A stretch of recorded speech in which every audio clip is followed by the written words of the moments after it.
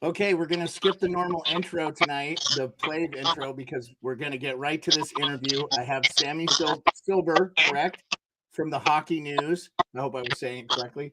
You are. She covers the Washington Capitals for the Hockey News. And I just wanted to tell everybody, if you have Apple News Plus, you get the Hockey News, so you can read the hockey. I read the Hockey News all the time. Outstanding reporter for the Caps. Been doing it since they won the Cup. Yeah. So how crazy was that? The year you start covering the Caps, they win the Stanley Cup. Just talk about your experience there, and just let the people know kind of how that was. Yeah, that was crazy. I grew I mean, I was born and raised in Maryland, so I grew up, obviously a Caps fan, loved hockey. My mom took me to a game when I was 9 and I just absolutely fell in love with it. And You were I going when they were still in Landover, right? no.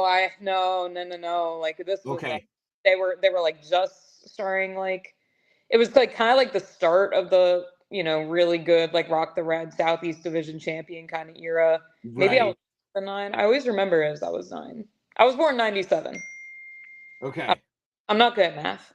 Anyway. No, it's okay. I know exactly. I'm tracking where you were at. So just to give you some concept, I was 20 in 1997. Oh, got you. Okay. All right. Good, Yep. good. I did. That was my first year in the Army, which I did 25 years of. Thank So you for it's your just like, question. yeah, Um, yeah, yeah, no. So I grew up a Caps fan, and I remember just, my senior year of high school, I didn't really know what I wanted to do. And I kind of decided, let me try my hand at, writing about hockey. I love hockey and I love writing, so let me do both. I ended up being like okay. And in college, just worked my way, up ranks, sending emails, getting a lot of yeses and nos to different opportunities, and eventually got my foot in the door with the Caps. And thank goodness for the PR staff. They're so kind, and they trusted me, and eventually, let me make the jump into the press box, and that was my first year. And it was crazy because you see, like, you have a moment where your life kind of flashes before your eyes a little bit, and you see, like, the Ovechkin you used to watch is, hoisting the Stanley Cup, and you have a yeah. front you do it. And at that age too, because I my 21st birthday was on the, game 1 of the Vegas, so that was really cool. Like, it was a nice see the team go into the final and get to work that night, and then, but to see You them, so awesome. you spent your 21st birthday in Las Vegas. I didn't. I spent it in a friend's basement. God. Yeah, I was in a friend's basement watching the game, and they were all like, let's like have cake. And I'm like, I don't want cake. Like, I want to watch the hockey game. And they all hated hockey. Like, my college friends, they didn't like hockey. So they were all upstairs, and I was downstairs alone on my birthday in the basement of this like person, like watching the game. Um, And then, when the games came home, because I was still in college, I couldn't go to Vegas. I had class. Like, Yeah, I had to do summer school. So I wanted to graduate on time so I could make a career out of it. So I stayed, just for the home games. And yeah. it was, My biggest regret is not going down there for a game. You can get direct flights from Alaska to Vegas pretty easy. It's not cheap, but I wished I would have done it. I was still currently employed in the military. In fact, I I, I was actually recovering from surgery, so it was kind of a weird time. oh, But I totally get I totally get you being that loner in the basement watching hockey. I've been a diehard fan since the 90s of just the sport itself. Um, and I fell in love with the Caps like you, kind of living in that area. I lived in I don't know if my microphone's giving us some issues here. I can switch to some headphones or something. I'm getting a little bit of static, but I apologize for that. Maybe get it a little away from my face here. Hopefully you can hear me okay and it's I not could do too, great. yeah, not too bad or something. Um, but I'm 100% with you. I became a fan in the early 2000s when I was stationed at I lived in Newport News. So Got you. Okay. I was stationed at Fort Eustis for about a half a year. Listened to the games on the radio, obviously. I believe they still played in Landover, Maryland then. They didn't move to was the MCI moved down, Yeah. right? Yeah. Okay. I know they've changed the name a bunch of times, and it's obviously what everybody knows now as Capital One Arena. Yeah. But yeah. Okay. So one of the huge reasons I wanted to talk to you last year, even, but didn't get a chance to reach out to you, was you were the first and only person I could find nationally that wrote about Alex Ovechkin's stick issue, which I think was a huge factor in him scoring goals early in the year last year. He was, everybody's like, oh, he's snake bitten, but I had heard and read through the grapevine, and then your story all but confirmed it, that CCM stopped making his stick, and he was trying out other things. Talk about that experience and then kind of what you learned. Yeah, so I'm a bit of a gear geek. I collect sticks myself in my apartment here. Like most of it is hockey sticks. Some of them are broken because I can't control my temper during games. But a lot of them are still in shape. But yeah, I mean, I'm a gear geek, and I kind of, noticed the same trend at the start of the season. I'm like, okay, like he still has talent. Like talent doesn't just evaporate. Like something's up. And then you saw him kind of, switching up sticks. So, I saw him with the Warrior one morning at practice, and saw him with I think it was the Bauer, Nexus Geo for a bit, and then there was the Vapor, and then the custom, Pro Stock sticks that he has now. And then, once he got those customs, his scoring takes off, and it just hasn't stopped since. I mean, he's been on the shelf for the past 4 weeks, but Yeah. he picked up right where he left off. But just looking at it, you saw a report, coming out of Russia too, where he kind of had an interview about it, and kind of talked like, yeah, like they stopped producing my line of stick. And he's also not a guy who, you can't go up to him and just ask him about his specs. Like he won't really, it's kind of like a magician who won't reveal his secrets. Like he Yeah. won't really talk to you openly about it, but he kind of, hinted at it, in the exit interview before he left for Russia in the summer of like, yeah, the sticks have been great. Like, and then you saw this report come out where he talked to a Russian publication, was like, well, yeah, they stopped producing my line of stick. And me, I'm no pro hockey player, but I know if I don't like the specs of my stick, or if they're not working right, or if they're not working the way I'm used to, like I'm not going to have good results for it. It's going to mess up everything, because so much of it depends on your build, the way you play your game, the way you catch pucks, the way you shoot pucks, the way you pass pucks, like stick Yeah. specs, everything. Well, and when we're talking about, arguably the greatest goal scorer of our generation, Yeah. that is his tool. Yeah. The piece that does what he needs to do, and he had to find a variation or a new thing of it that worked with how he plays the game. Well, yeah. And the technology is changing all the time too, right? Like, because they're trying to make these sticks lighter and lighter, and sometimes you're just not used to that either. Like it's, and you just want your old specs. So it took some hunting, but he's found it now, and I mean, you can see it in the numbers. Like, I think he had like 36 down the stretch, and then 15 and 18 to start this season. So yeah, it was so exciting.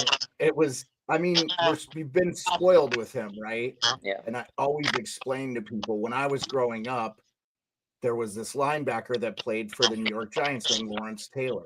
He was 6'3", 237 pounds. He's considered the greatest defensive player by many in the NFL history. That's literally what Alex Ovechkin walks around at, 6'3", 237. Yeah. You know what I'm saying? Like, the greatest linebacker in the history of the NFL is the same exact size and weight as Alex Ovechkin. And he has this pinpoint accuracy with the shot. And more than anything too, it's got that oh, we lost you there for a second, no worries. Gotta love the internet. And I apologize if I know you're a dog person, which, by the way, you have a rescue. What's your dog's name? Her name is Koozie. She's sitting. Koozie, that's right. Okay, I thought that was correct, but I wasn't sure. Yeah. Wanted to make sure that you had named her after Koozie. I have 5. One is a rescue, so if one of them barks, I apologize. No, you're good. She might blow at some point too. Oh, here she comes. She's coming over. Okay, no worries. We love dogs on this. We're very dog friendly. So if she gets in the way, don't worry about it. We love it. There's no dog problem. Yeah. And I know the Caps and Blackhawks are going to get underway here. So I really appreciate you taking the time to talk to me again. For all the people listening, and I appreciate this is Sammi Silber for the Hockey News. She covers the Washington Capitals. She grew up a Caps fan. Her first year covering them, they win the Stanley Cup. Let's talk a little bit about this year. Yeah. I didn't know what to think of this season before it started. I've obviously been pleasantly surprised. Let's get your thoughts. How are you feeling?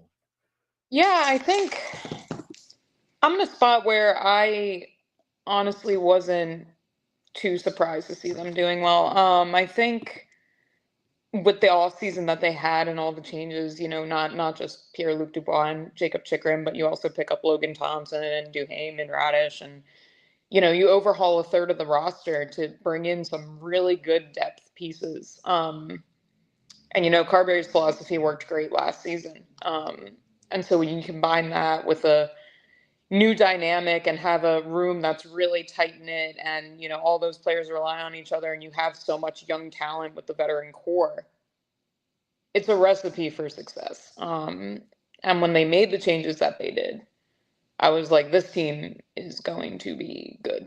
And I was confused because there were so many hockey experts who were like, oh, they're gonna suck, and I was like, am I bad at my job because I think they're going to be good? Like I didn't know. But Yeah, I honestly was surprised that a lot of people were underestimating them. I thought they would be great just because of the changes that they made, and Carberry's philosophy, and where all the young guys, not just Dylan Strome, but Connor McMichael finding his game, and yeah, you got Tom Wilson leading the way. He's 30 now, but still one of the younger, in the room. yeah, You got Charlie Lindgren, who had a great year, and you just look at the team and the new additions, and you're like, they're going to mesh really well. And they yeah. have. Yeah, just real quick to caveat on that. I Mhm. wanted to say this too. I mean, their ECHL team and AHL team is back-to-back Calder Cup champions with the Hershey Bears. They're obviously putting a lot of emphasis on drafting and developing there. Mhm. Are you are you surprised that people weren't looking at that and saying, wow, they've got some real talent in there, and they've drafted pretty well too. Chris Stahl and Leonard to be two guys that are coming in, and then obviously Protos's brother. Yeah. Yeah, I think some people look at the AHL and the ECHL sometimes, and they don't necessarily give it the credit that they deserve. They're two incredibly, incredibly hard leagues to play in. Um, is the skill level different from the National Hockey League? 100%. Right. That's like saying, like, is beer league D4 hockey the same as beer league D3 hockey? No, they're completely different. You know what I mean? Like, every league is a different step, but the talent that you need to be an AHL player or an ECHL player is so Very much. high. And that's why you see those players who come from juniors and graduate to the AHL, they don't find their game right away. It takes time. Like, and I think when you see an AHL team have that success, you're like, wow, that's great for them. And there's a lot of promise. But you also have a mix of, veterans who have been playing in the AHL who aren't necessarily destined for the NHL. And then you also have people be like, well, it's not the NHL. I'll believe it when I see it when they adjust to the NHL, just because it's such a ladder in between leagues. And it Yeah. sucks so many people perceive it that way, because even though it's different, it's still a clear reflection of the development that's going into these prospects. Because you had Yeah. Sloppy Air leading the way in that playoff run. You got Yeah. Hunter Shepard doing a great job down there. You got Hardy Hamanoptel, Vinny Iorio, all these draft picks, along with those veteran guys, like McElrath, and, we can go on all day about, Riley Sutter, and, who's also a Caps prospect, but who has been around, the AHL for a little bit longer. Like, it's not just the veteran guys. It's the prospects too. So I think they didn't get as much credit as they probably deserve. Absolutely. Yeah, no, I'll say just real quick from personal experience in 2004, the NHL locked out. Scott Gomez played at the time. We had the East Coast Hockey League team, the Alaska Aces. They were really good. They won a couple Kelly Cups. He talked about the difference between the NHL and the East Coast Hockey League, how it really wasn't that big of a difference. So it's funny to see a guy who won a Stanley Cup, 2 Stanley Cups at that point, and playing in the ECHL, and was like a lot of the Alaska kids played on the team during the lockout. It was a really cool time. Right. You got to see NHL caliber talent every night on Olympic size ice here in Anchorage. In 2014, we lost the team. You know, they went away just financial reasons and stuff. So those days would be I'll long for. But I totally agree with you. The margin for error is not very far off, correct? But the one thing I've been impressed with, and I don't know if you've had the chance to talk to Chris Patrick or Brian McKellen about this, but they have really emphasized developing these guys and not rushing them to the NHL. Yeah. What are your thoughts there? No, I think it's, I mean, it's important, you know, and I think it's something that, you know, we saw with Andrew Crystal, especially this season, is, you know, you looked and you saw so many people being like, you know, he should be in the NHL. You know, look at the preseason he had. He had a wonderful preseason, and a great camp. He looked fantastic. But Yeah, you look at the vacancies available on the roster, and you look at the reality of the situation, and you're like, do I want this kid playing top minutes and dominating juniors like he's in Be a Pro on easy mode? Or do we want him up here as a healthy scratch, but being on an NHL team? right. He's got to play. You need to play. It doesn't, yeah, and you're in a tough spot because he's at the age where he's probably ready for the AHL, but he can't go to the AHL yet. So you either have to keep him up as a scratch and let him practice and have the NHL life. Would 9 games have been nice? Yeah, sure. But why would you take away playing time from him at all when he can be down in juniors absolutely dominating like he is this season? Right? Like and that's where Carberry was coming from. And he made a coach's decision that was a really unselfish, good decision. And it was one that put the player first rather than putting like pedigree on, oh, making the NHL, whatever. You're looking out for your players' development. And that's a prime example of what this team has done. And we're not going to rush players. We're going to let them trust the process. We're going to let them work on what we want them to work on. I don't know what she's doing. I'm sorry. It's okay. It's okay. Mine was barking outside. They're probably barking at a moose or people skiing by or whatever. So it's like we have a long hallway, and she likes to trot. She's very happy to be alive, which I love. So yeah. I don't know what she's doing, but yeah. But to your point, like but yeah, like they make really selfless decisions for their players. And when you talk to the Capitals, that's something that they'll point out, is this is a team that really cares about their players. So I think that's kind of what you get when you look at the situation. Shout out Spencer Carberry, went to University of Alaska Anchorage, by the way. Go Seawolves. So played with we talked about it before the show, Nick Kiprios' co-host Justin Bourne was on the same team as Spencer Carberry. So yeah, so I love it. I will say this, I think it's absolutely sucks a player as high skilled as Crystal has to go back to the OHL. I'd love to see the draft age change or those rules change. I think with some of the college hockey stuff that's coming out, that these kids might leave the OHL, it might change the rules for the drafting, because it's just tough for a team, and you're seeing it. Like, I'm very excited about Ryan Leonard. Yeah. Like, I watch a lot of college hockey. I do a little college hockey show on Fridays with my friend Mike, and we go to the Frozen Four every year. I've done that for a couple years in a row now. I highly recommend it if you ever get a chance to go. It's very inexpensive to go to the games, and you get to meet, like, I met Mike Richter. I get to meet a lot of people that are there. I talked to Kent Hughes last year in Minneapolis about Lane Hudson and stuff, just casually having a conversation with Montreal's general manager. Pretty cool. Anyway, I just was wondering your thoughts there. Like, do you think we'll see some movement on that where a guy like Chris Dahl can go play in the AHL or maybe even the ECHL over Uh, the yeah, OHL? yeah. I think in the future you'll see those rules start to change. I know it's. I can't imagine the Caps are the only team feeling the frustration of that. I'm sure that there's a lot of Oh players. yeah, absolutely.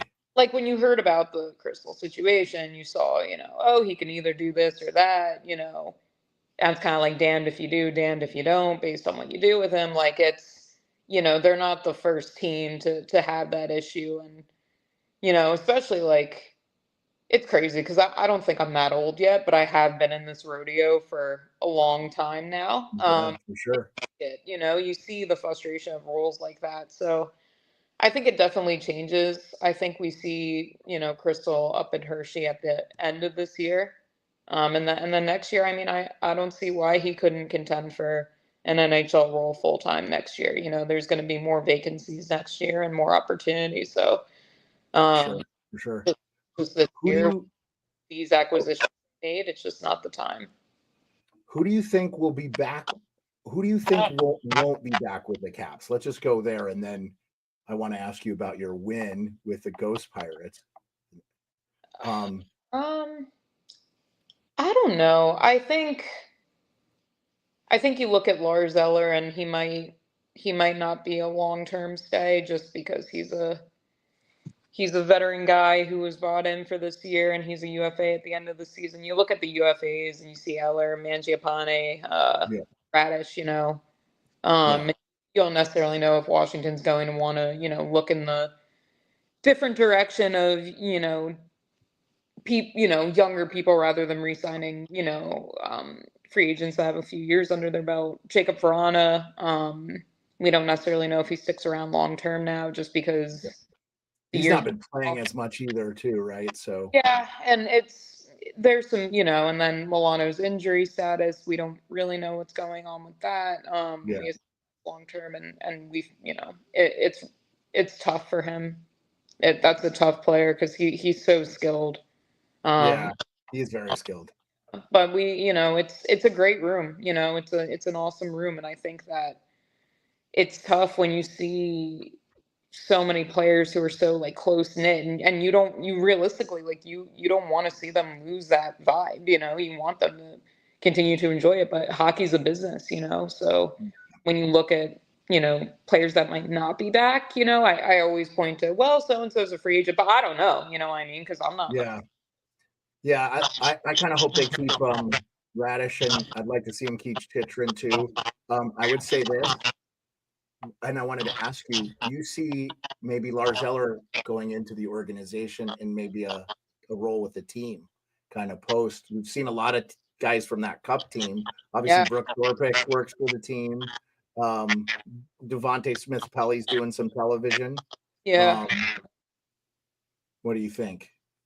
Maybe. I mean, it's you never say never. It's he loves DC, and that's what I love about Lars Eller is he truly is a Washington Capital, and when he came back here, he was just so happy to be back. And he still has his house here, and his kids grew up here, and he loves it here, um and that's what players say about this team is that's why you see so many of them come back is they love the area and they love the team vibe and the team culture because it really is a great organization. I've been lucky enough to see it firsthand.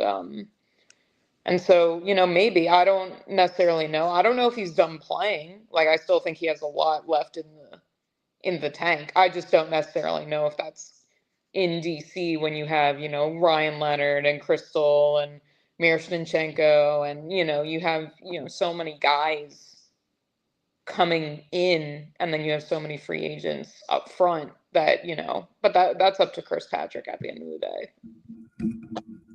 Yeah, guys, thank you for the update. I know I'm getting some distortion from my microphone. I apologize. That's on me. It's time to replace it. Thank you, Sammy. I really appreciate it. I just wanted to end the note on a positive. You got your first win with the Ghost Pirates. Now, that was your first win this year, right? Because you've been playing for a while, or No, so I mean, it was my first goaltending win. I've been with the Ghost Pirates. I've captained them since March 2023. Okay. I started goaltending 2.5 months ago, and that was my fourth ever start. And I've been 0-3. And going into that game, I was like, I better win this one. Like I don't know what it is. Like I can't lose another game for this team. They'll kill me. Like it's, so our regular goalie was out. Our other guy who was gonna play, unfortunately couldn't make it. So they were left with me and stuck with me, and I pulled it together and had a pretty good showing there. The two goals I let in, I want back, but Did um, did you play high school hockey? I didn't. No, I started playing hockey when my mom didn't want me to play. Shout out to my mom when she watches this. She didn't want me to play growing up because she didn't think it was, safe. And then when I turned, 20, I was like, I'm gonna teach myself how to play hockey. I don't, I moved Yeah. out, a grown woman. She hates that I play goal. She hates that I play hockey, but she supports me because she's my mom. But Yeah. yeah, so goaltending's been great. I love it. It's the most mentally challenging position in hockey, and it's a pleasure. I have such a fun time doing it. So it was good to get that first one. Yeah. I played co-ed. I didn't start playing hockey till I was in my mid 30s. Obviously, I'm past those now. But I played in a co-ed league up here, but they got rid of the league. They didn't have enough team. But I played with girls too. But I will tell you, Mm. a couple of the girls that play in the league still here were like backups for Team USA. It's like Oh, there's like and there's former NHLers and stuff. So I'm like I can't play with these guys. wow. Yeah, Yeah. no. The women in my league too are some of them are so good. So good. Like I don't even compare. Like it's crazy. It's crazy. I mean, women's hockey is awesome, but seeing so many Yeah. women in the area getting into it, and they're so good at it, and they're so fast. And Yeah. honestly, like sometimes it's, you get on the ice and you play against, co-ed teams, and I play on a co-ed team, and everybody's like, oh, the guys are going to come out with the heavy shots. I'm like, no, like it's the girls you got to watch, man. Like they're the ones who can dangle and snipe it. Like I'm not even worried about like, facing like a guy shot from the point or whatever. Like it's the girls that like they can rip it, like Right. it drives me crazy when and like especially like when guys, I'm a woman and I get on the ice and I've gotten, oh, this is gonna be easy, there's a girl in that, and then it's fun when you You stop it. probably love beating them then. It feels good, but yeah, it feels good. I'm pretty modest, so I don't Hey, rub it in, but yeah. my friend Rick Smith, by the way, who's a Canadian gold medalist, played with the he's an amputee, or he's missing an arm. I'm sorry, Rick, if I got that wrong, I apologize. He says PWHL hit harder than some men in the That's NHL. true. Yep. Yeah, Rick is not wrong. Rick, thanks for joining us. Sammy, I really appreciate your time. Thank you so much for Of course. taking the time out of your day to talk No, with me. thank I'd you. love to do this again, maybe without the audio issues. Yeah, no, Maybe and we could sorry if check in that's after the. Sorry, go ahead. no, sorry if that's on me. Like sorry if I'm the audio. It's not. I've been needing to replace my microphone for a while. So Oh, the gotcha. the good podcast microphones are like $300. So it's Yeah. just like I haven't been prioritizing it. I need And to. I'll tell you, I'll just say, like, the hits I've taken in beer league hockey and because I lead my division in penalty minutes right now. The scuffles I get into and the hits I get are from the women. Like they hit Yeah. hard. We hit hard. So it does not surprise me. Like we are physical. We're strong. So women watching this, like girl power. Like we're awesome. We really Yeah. are. Well, keep kicking ass in your co-ed league. Keep getting those wins. Let's go Caps. Yeah. I hope we have an awesome season. I'll just say this. I hope this season ends very much like your first season covering the Caps. I hope I don't want to jinx it. I'm not going to say it out loud, but let's hope that that's what we get. I had Um, fun. So I hope so. yeah. if you don't mind hanging out after I close the show, I just want to talk to you one more time. But Yep. thank you everybody for coming. Appreciate you very much, Sammi. Again, you can see Sammi's work on the Hockey News. She also writes for the Associated Press, does some stuff for Peacock and BC. Thank you so much. I really appreciate you taking the time tonight on a Tuesday. There is a Caps in Chicago right now, so I know you got to get in and watch that game. But thanks everybody. We will be live 10:30 Eastern for our normal NHL Nightly. Perlo, Rico, the Degenerate Bostonian. We'll see you there, 10:30 Eastern. Thanks.